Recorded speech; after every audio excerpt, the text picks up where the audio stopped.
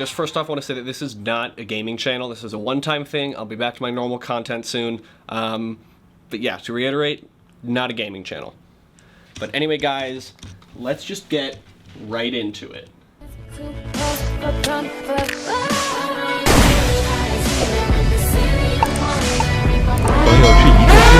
Okay, now, but for real though. Hi, welcome. I play Minecraft, duh. I've got some cool stuff on here. I'm just gonna show off my hardcore world. All right, let's check this out.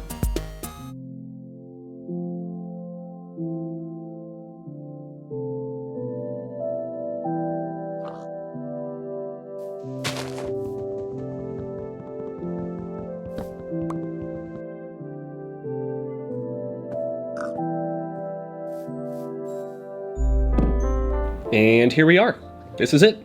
I mean, this is all the same stuff. This is right where I spawned. You know, some of the stuff has changed a little bit, but a lot of the stuff has stayed the same. As you can see over here, we got red, we got water fox, we got some babies stuck in a cliff.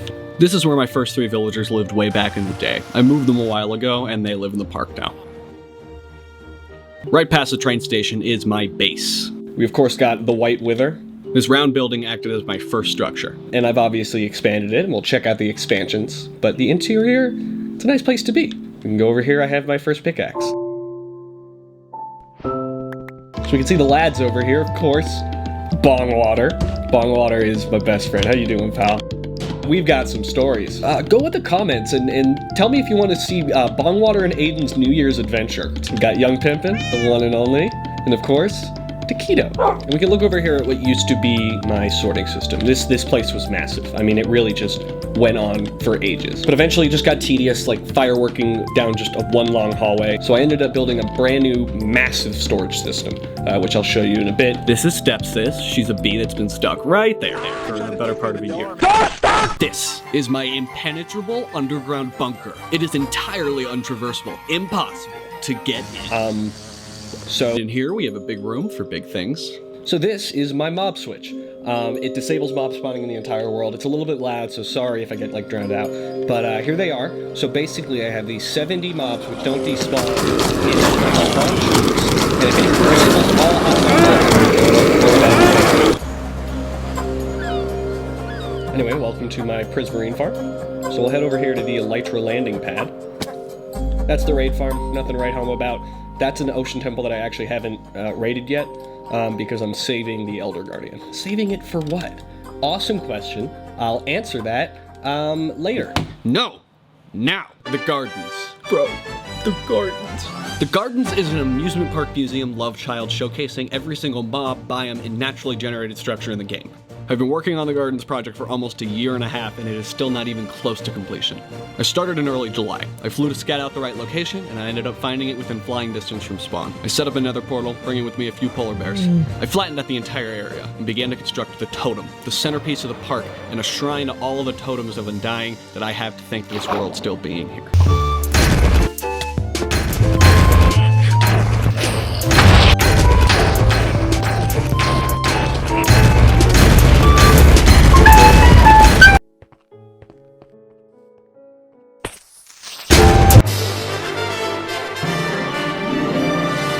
This is a massive project that has only gotten bigger. When I originally planned it, it was going to be significantly smaller. A single path maybe would have taken me a month max. But I just started to have more ideas and concepts, and I just couldn't stop thinking about it. There is a lot here that I'm super, super happy with.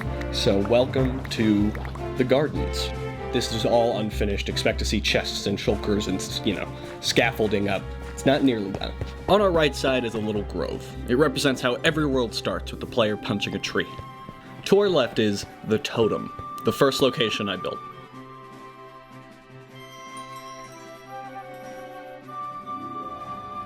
Inside of it I have the vault, the first place I set up on camp. I have an old to-do list on the wall, alongside a map of what used to be here and just a few of my cats. So we're gonna start where most people start, which is in the forest. So we're gonna walk up here, and welcome to Move City.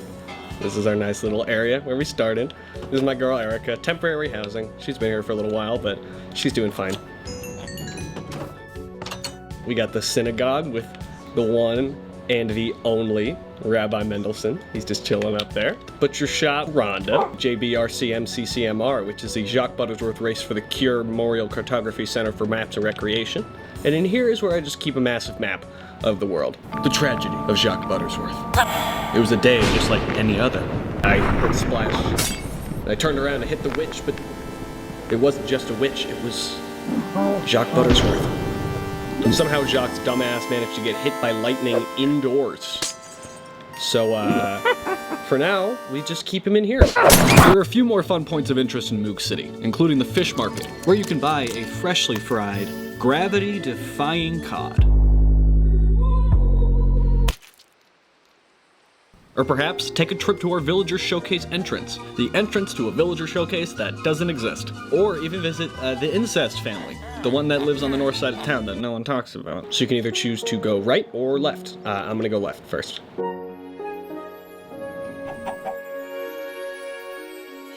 So the farm, I just got some pigs and cows and chickens, you know, just normal like farm animal stuff. This is the sheep showcase. We got all the different types of sheep, except for the pink one. Here we have a little congregation at the new bee garden. This area has been through a lot of iterations, but once this is all decorated with flowers and trees, it will really tie the entire zone together. In front of us, we have the Botanical Gardens, including every single type of plant in the game, with some exceptions. Now, if we had decided to take a right, we would walk through here. And this is all a massive work in progress that I've had to keep pushing back. I originally built up this area in like August of last year, but I've had to tear it down to do this new one because this is the cave exhibit. I had to change it for when they announced Caves and Cliffs, and I now have to change it again because of all the new changes that they're making, and the Warden and Deep Dark and all that type of stuff. This is going to be a super cool area. You're going to be able to walk through it all and like all the different ores, and then, it's gonna have every single hostile mob, and you're gonna be able to walk into this massive, like, dripstone cave. This place is gonna look so cool when it's finished. And I'm gonna catch a warden. How? And it's gonna happen. But once you exit the cave exhibit, you're gonna walk up here, and you're gonna get a really kind of nice overview. You're gonna be able to see some cool stuff. We'll head over there in a minute, but first, we'll head up here to the castle. The castle region is used to show off the taiga biomes, as well as populating the crumbling ruins with a small taiga village community. The castle will eventually include sweet berries, foxes, and more campfires. Under the castle is, of course, the cave exhibit, but housed in and around both exhibits will be a bow and arrow coaster where the player must hit targets and beat their high score. The plan is to build a bridge from the castle to a large mountain meadow that will lead up to a frozen snowy village where you'll be able to play an ice boat racing game. That's an entire video in itself, and it doesn't even exist yet. Alright, let's do a quick Q&A. Looks like we have a question from Aydan in New York. Aydan asks, where do you keep all your blocks? Great question, Aydan. Idiot. I keep them here, in this hole. This is my bulk storage and auto sorting machine. I can throw my stuff in here, and they filter into here. This is Fabio Enchilada. The next question asks, you have lots of iron. Too much iron. You are cheating. No, I am not cheating. I'm simply exploiting the mechanics of the game to force spawn iron golems every 12 seconds to be funneled into the fiery depths of the hell dimension to burn alive so I can harvest their resources, craft iron blocks, and spawn more iron golems and force them to watch. This question says, what other farms do you have? I have a bunch, all of which I remember and visit often.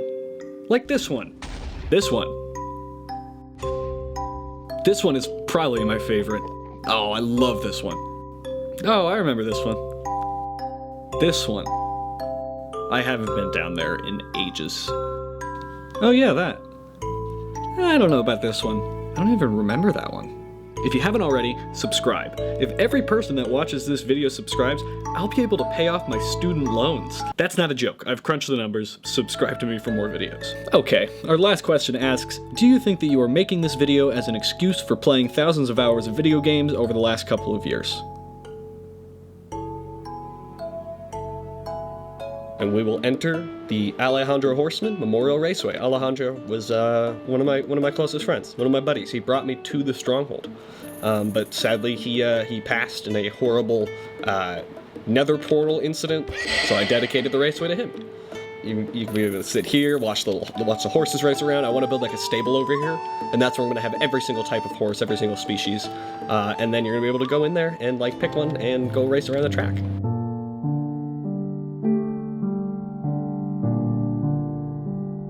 I don't want to give too much away about the Woodland Museum as it is unfinished, but I will show you the art gallery, showcasing the artwork of Christopher Zetterstrand, an incredible artist whose work I would recommend checking out.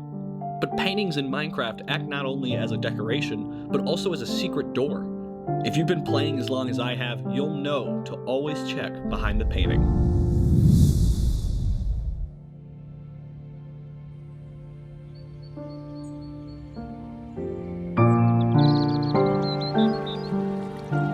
Alpha Ridge, baby! Woo! Coming soon. Alpha Ridge is going to be a tribute to classic Minecraft, including nods to everything from the Farlands to Herobrine. In Alpha Ridge will be the Museum of Minecraft, a journey through the timeline of the game's development and cultural impact. Through here is the Savannah biome. I still don't have a plan of what to build here as an attraction, so if you have any ideas, please let me know. Once we enter the dilapidated desert temple, we travel through time to a beautiful desert oasis, including an old dead body, a decaying mine shaft crippled by the ruthless coal industry, and a desert bazaar that will be there eventually. Also a volcano. Almost left that one out. Up the path and through the passage, we enter the interior of the volcano and come across the Nether portal.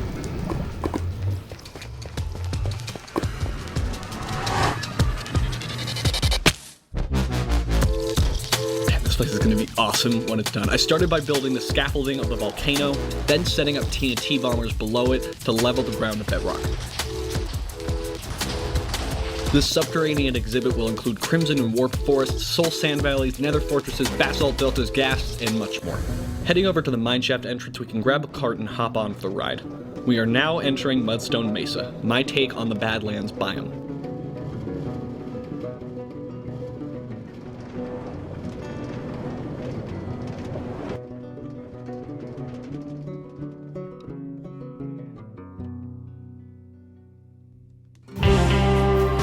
Situated in the center of a large valley sits the dusty town of Mudstone Mesa. Just east of it will be a large terracotta mine and glazed terracotta forge. Exiting Mudstone Mesa will bring you to a small chain of islands, leading up to the Enchanted Mushroom Grove, a magical island including mushrooms, mycelium, and the enchanting exhibit. To the north, I'm planning on building a massive iceberg to house the 3 oldest residents of the park. The Mushroom Island will sink into the mud as you enter the Mangrove Swamp, the coastal thicket separating the seas from Mangrove Square. It's the very first zone I built back in July of 2020. Welcome to Mangrove Square, a location inspired by the streets of New Orleans and Havana. This city will include a potion exhibit, a slime exhibit, plus tons of life and character with swamp villagers. As we enter Coral Cove, the aquarium comes into view. Based on an ocean temple, the aquarium serves as a bright, colorful journey into the vibrant aquatic ecosystem in the Minecraft Sea.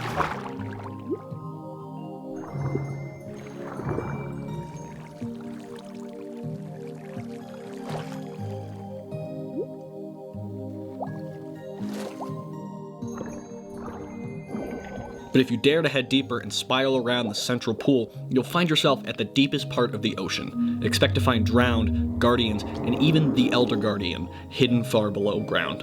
Coral Cove, of course, has a sun-drenched tropical beach with picnic blankets and a boat dock. This here is one of my favorite entrances in the park. The Jungle Temple sits on top of this Mesoamerican-inspired pyramid, overlooking a dense, leafy rainforest full of parrots and ocelots. To the left, we can see the Jade Palace, a traditional Chinese monastery based on the common Chinese compound template dating back over 2,000 years, known as that word. The courtyard will feature every panda variant snacking on bamboo leaves, as well as jungle villagers who populate the palace. There will also be a shop for you to purchase fireworks before you enter the stronghold. As you enter the Jungle Temple pyramid, you'll be led into its stronghold and an open-end portal. Hop through it and you'll enter the End Island, where you'll see the Ender Dragon statue with obsidian pillars. I'll also have chorus plants, end cities, shulkers, ships, and of course the Elytra. The garden's experience ends when you put on the Elytra and fly around the entire park.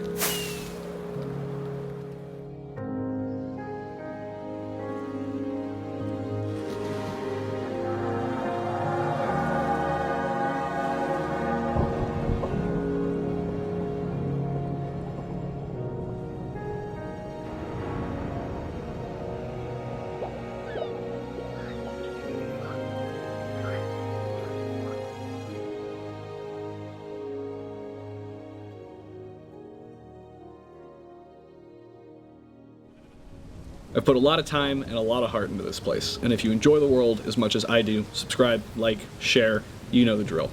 My name's Aydan. Thank you for watching.